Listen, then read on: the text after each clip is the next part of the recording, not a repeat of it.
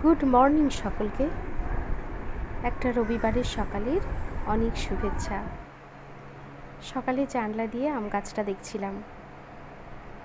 এবারে সবার কাছেই ভালো আম হয়েছে। তারপর আমাদের বাড়ির পেছনের একটু জায়গা, যেখানে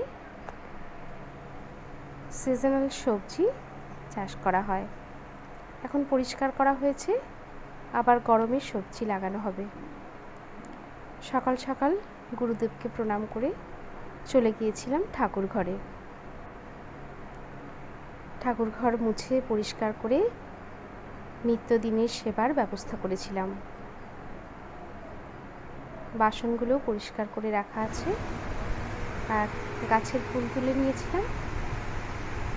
এবার প্রসাদের জোগাড়ও করলাম। ফল আমান্য করে প্রসাদ সাজিয়ে নিয়েছিলাম।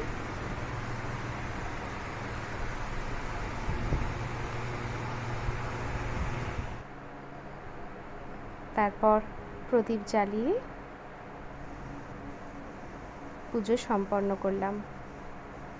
ধূপগুলো জ্বালিয়ে নিলাম।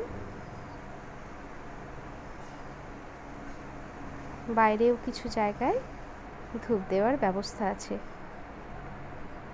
সকলেই রবিবার খুব ভালো কাটুক।